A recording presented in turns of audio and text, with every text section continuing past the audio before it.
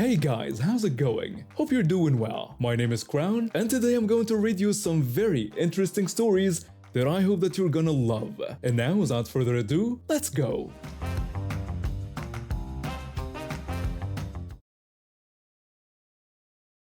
My daughter and I work as volunteer site hosts for the park service. What that means is we get to live on park property for free, and in exchange, we run the park. It's a pretty sweet deal, and we've been doing it for about 2 years now. My daughter is 14 and she's autistic. She's also the only child in our area of the park service right now, which can be lonely sometimes. But the other volunteers are amazing people who always make sure to include her in everything. We got into this volunteer work after my divorce a few years back. Money was tight, and I was looking for a way to give my daughter stability while also teaching her about service to others. The park service volunteer program seemed perfect. We'd have a place to live, meaningful work, and be part of a community. It's been one of the best decisions I ever made. Every year, our group has this big holiday party. It's the one time everyone from all the different park sites gets together. This year, they decided to play a game called Dirty Santa. I'd never played it before, and honestly, I was nervous about letting my daughter participate. She doesn't always handle disappointment well, and this game seemed like it could get messy. But she really wanted to play, so I sat her down and explained everything beforehand. I told her most of the gifts would probably be practical stuff like knives and tools, maybe some gag gifts. I made sure she understood the rules completely. I explained to her that everyone gets a number, and when it's your turn, you can either pick a wrapped gift from the pile or steal someone else's gift. I told her that if someone steals your gift, you get another turn. She asked if she could steal someone else's gift back, and I confirmed that was exactly right. Then I explained the most important rule: once a gift has been stolen 3 times, that's it. The third person gets to keep it no matter what. She said she thought she could handle it if someone took her gift. I asked if she was really sure because this game can get pretty competitive, and I didn't want her to get upset. She insisted she was sure and that she wanted to play with everyone. So we joined the game. There were 30 people total, and my daughter drew number 17. I got number 21. The game started, and just like I predicted, people were opening pocket knives, drill bits, headlamps, and other practical stuff. Everyone was laughing and having a good time when someone stole something. Then, around turn 7 or 8, this one guy opened a virtual reality headset. It was clearly the best gift in the whole pile. Everyone was joking about how that was going to get stolen immediately. A few minutes later, it was my daughter's turn. Before she could even decide what to do, the guy with the VR headset stood up and walked over to her. He told her she should have the headset and just handed it to her with the biggest smile. My daughter's face lit up like Christmas morning. She asked if he was really sure, and he said absolutely and told her to enjoy it. Everyone in the room was smiling and clapping. It was such a sweet moment. Of course, I had to remind her that the game wasn't over yet. I reminded her that someone could still steal it from her since she was only number 17 out of 30. She said she knew that, but she was going to enjoy it while she had it. The game continued, and everyone was having fun. When someone's gift got stolen, they'd laugh about it and everyone would cheer. It was all in good spirits. That is, until turn 19. This woman I'd never seen before walked up to my daughter. She didn't say a word, just snatched the VR headset right out of her hands and walked back to her table with this smug smirk on her face. The entire room went dead silent. It wasn't just that she took the gift, that's part of the game. It was the way she did it. No apology or explanation or anything. Just grabbed it and walked away like she was taking candy from a baby. I looked around the room and saw everyone's faces. They were all thinking the same thing I was. This woman had just targeted the only disabled child in the room and done it in the cruelest way possible. My daughter handled it better than I would have. I could see she was crushed, but she just nodded and said she understood. I was so proud of her in that moment. She told me it was okay, and that's how the game works. I told her I was really proud of how she was handling this, but here's the thing this woman didn't realize. I hadn't gone yet, and I was number 21. She also clearly hadn't been paying attention because that headset had now been stolen twice. One more steal and whoever got it would keep it permanently. When my turn came, I walked over to her table. I apologized but told her I needed to take that VR headset.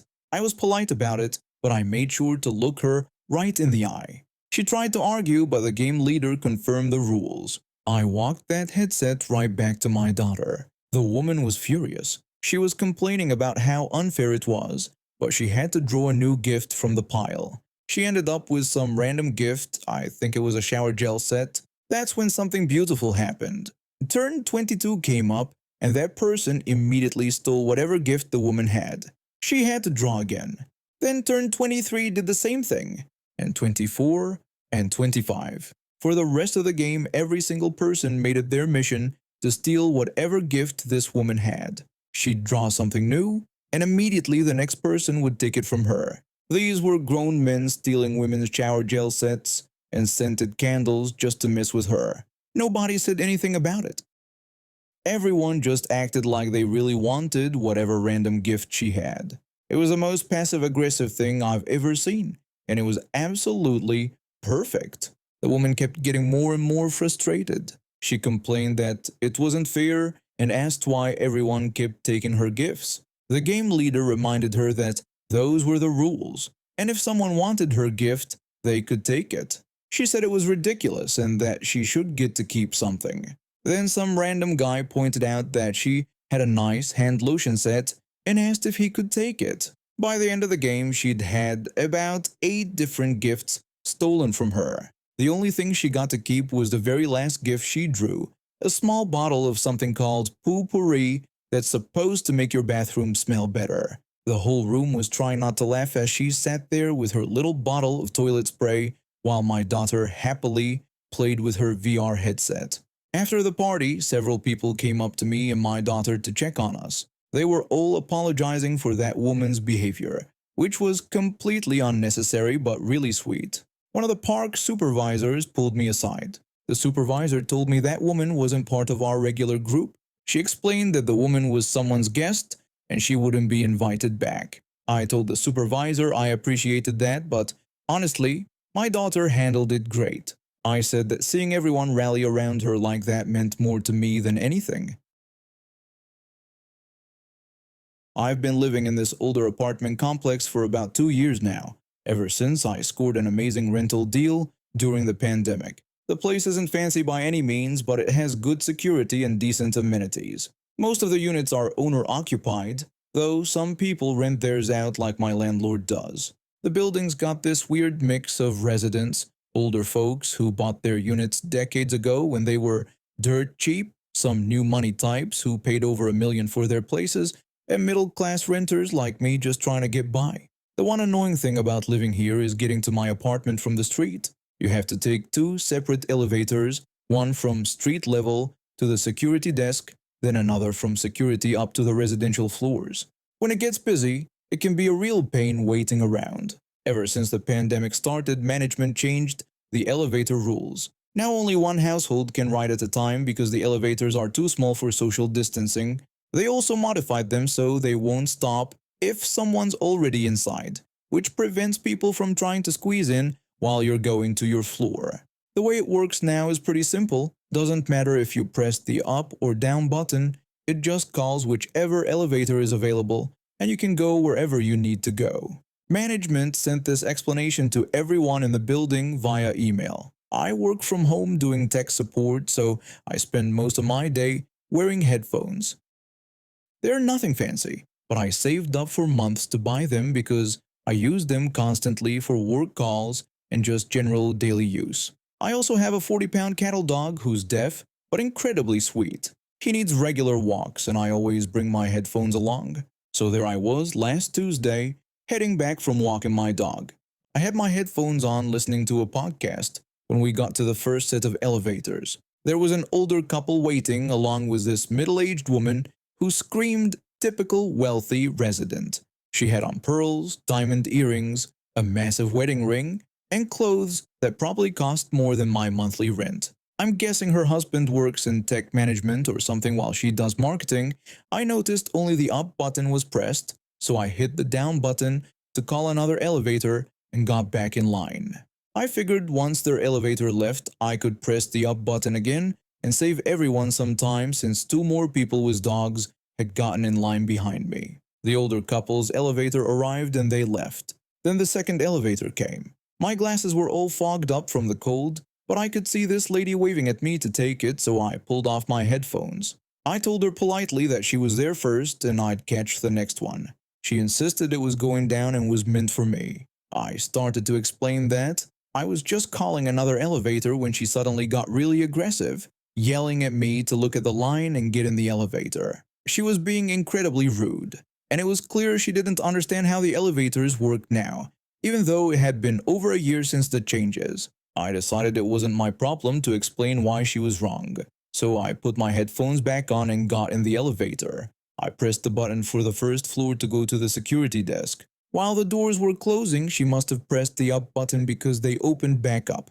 I pressed the door close button and heard a loud yell over my music. She then sprinted into the elevator and saw that I was going up. She started screaming that I couldn't wait, so I lied and skipped her, claiming it was her elevator and demanding I get out. She was holding her hand over the door sensor so the doors wouldn't close. I paused my music and tried to explain that I had said I would catch the next one, but she had insisted I take this one. She must have thought I was turning my music up and ignoring her because she suddenly started grabbing at my headphones and smacking me right across the face. She kept yelling at me to take off my headphones, calling me a liar, and screaming that it was her elevator while demanding I get out. My dog is deaf, but he's not stupid. He started barking and growling at full force, which made the lady jump back with my headphones in her hands. I was trying to drag him out of the elevator when she ran forward and kicked him square in the stomach. She threw my headphones to the ground, stomped on them, then kicked them out of the elevator before taking her ride up. I was freaking out. The other people waiting in line were freaking out. All of this over an elevator misunderstanding. Thankfully, after about 20 minutes, my dog got up and seemed okay, just skittish. One of the people in line must have told security what happened, because a guard came down to talk to me. The guard asked if I was alright and told me they had called the police and were pulling all the security camera footage. He said they had identified the woman and needed me to wait upstairs. I gave my statement and we rode up to security together. She was there with her husband and the two people who had been behind me in line. Her husband looked exactly like I expected, some sort of upper management tech guy with his button-up shirt tucked into dark blue jeans. I asked if I could put my dog in my apartment first, which they let me do, then I came back down. Her husband approached me immediately and asked how much the headphones cost. I told him $400. He handed me the money from his wallet without hesitation. I quickly took it and put it in my pocket. The lady was looking smug, like this wasn't the first time money had solved one of her problems. But I guess she forgot she didn't just break my headphones. When the police asked if I wanted to press charges, I said yes. She immediately started yelling at me, saying I couldn't be serious over a stupid elevator and that the whole thing was ridiculous. Her husband was holding her back, trying to drag her away from the police and me, while she threw insults and swear words at everyone. When she started yelling that she hoped she had hurt my dog and how she was going to kill him, the police had heard enough. They used their taser and took her down to the patrol car with her husband following behind. From what I understand, she's being charged with assault, animal cruelty, assault on a police officer, resisting arrest, and public intoxication. All of this drama over a miscommunication that could have saved maybe 3 minutes of waiting for an elevator. The security guard told me later that the cameras caught everything, so there's no question about what happened. The building management is also considering whether to take action regarding her residency. Her husband seemed mortified by the whole thing and kept apologizing to everyone. I used the money he gave me to buy new headphones, even better ones this time. I've been driving trucks for about 15 years now, and I have learned to be pretty patient on the road. You have to be when you're handling something that big. But what happened today really pushed my buttons. My reverse gear has been acting up lately, the transmission is getting old, and sometimes it just won't engage properly. That's why I've been parking way in the back of parking lots wherever I go. It's easier to pull forward out of a spot than to risk getting stuck trying to back up.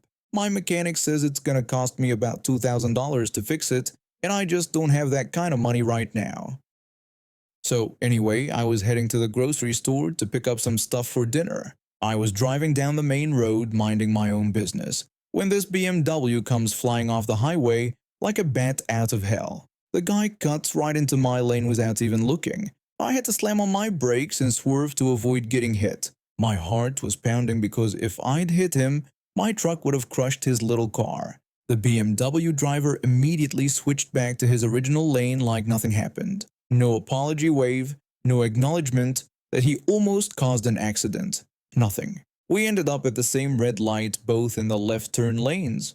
I figured that was the end of it. But no, when we started turning, this guy cuts me off again. He switches right back into my lane and almost clips my front bumper. I had to hit my brakes again to avoid rear-ending him. I was getting pretty steamed at this point. 2 near misses in the span of 5 minutes, and this guy was driving like he owned the road. I tried to get a look at him through his rear window, but all I could see was the back of his head. We both ended up at the same grocery store parking lot. Of course we did. I parked way in the back like always, grabbed my shopping list, and started walking toward the entrance. The BMW pulled into a spot much closer to the front. When I was walking past his car, the driver suddenly jumps out and starts speed walking toward the store. And wouldn't you know it, he cuts right in front of me again, this time on foot. I had to stop walking to avoid bumping into him. That's when I got a good look at him.